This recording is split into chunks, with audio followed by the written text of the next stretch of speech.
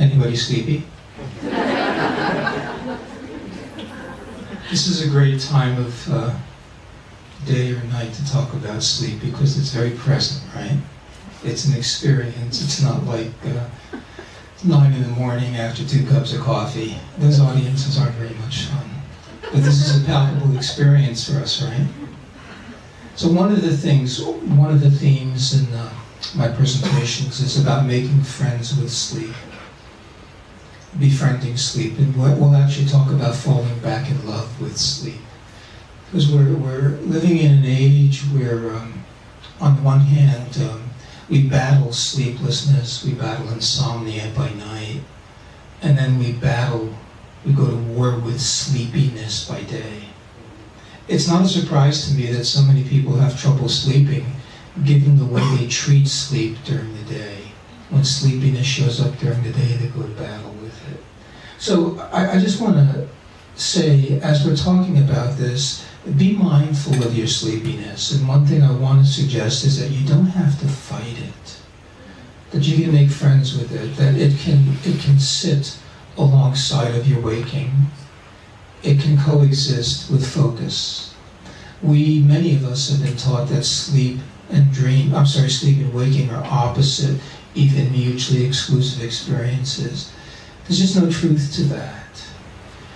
We also tend to devalue sleep, and this is something probably that you're all aware of. We look at sleep as being a servant of waking life. We look at sleep as being subservient to waking life. So if you read about sleep anywhere, for example, you'll come across many really interesting lists of good reasons to sleep. And things like sleep promotes immunity, it promotes your health. Sleep promotes positive memory. Sleep helps us regulate our moods. Sleep helps us with our parents, with our energy. It goes on and on and on. All these things are true, but we tend to lean in the direction of thinking that the only reason we need sleep is so that we can be better at waking. This is a kind of bias that I think is really important to understand.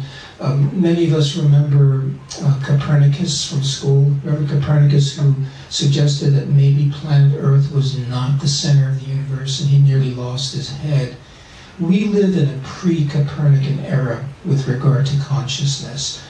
Most of us, most of the world believes that waking consciousness, ordinary waking consciousness, is the key consciousness. It's the gold standard for consciousness. And everything else, these transitional states of consciousness, altered states of consciousness, and certainly sleeping and dreaming are seen as being secondary, subservient to. There's a bias against these kinds of consciousness.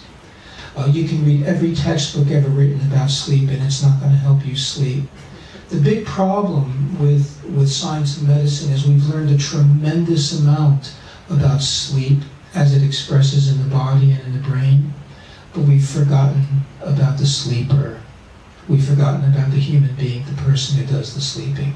And that's so much more a psychological and a spiritual experience than it is medical. And it's a question of where do we go when we go to sleep? Where's the part of me that I call I? My sense of identity, is it my ego, my deeper self? Where do I go when I go to sleep?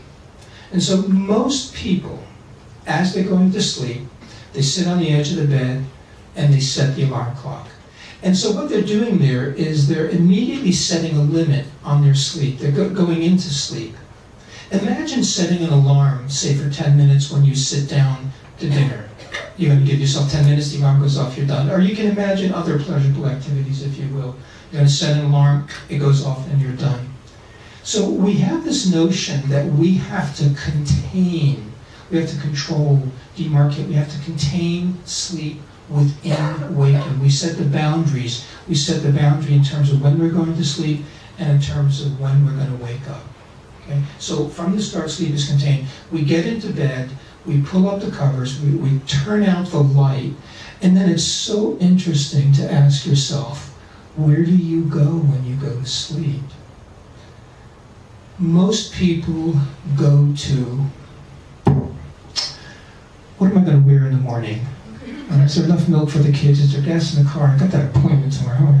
Okay. Most people don't go to sleep. they actually jump ahead to the shoreline of tomorrow morning's awakening. I think of the descent into sleep as a descent into this really sweet, dark waters. The sea of sleep is what I refer to it as. This is sort of like taking an overnight vacation, but instead of focusing on enjoying it, you're spending the entire overnight vacation thinking about what you're going to do when you get back home in the morning. So maybe tonight, you could do something a little differently. And this is tricky, but I'm going to suggest that keep your third eye open when you go to sleep. Not your sensory eyes, of course, not your worldly eyes, but this inner eye.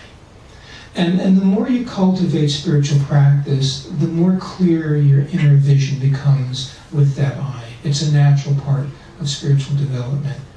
And although most of us have come to believe that we can't experience sleep, we see sleep as unconsciousness, we have tremendous amounts of spiritual and scientific evidence, studies of long-term meditators, writings by great spiritual teachers. I'm most familiar with Sri Aurobindo, Rudolf Steiner. All of these folks talk about being able to sustain awareness in sleep. But to do that, you have to make friends with a depth of serenity that most of us have no waking world references for.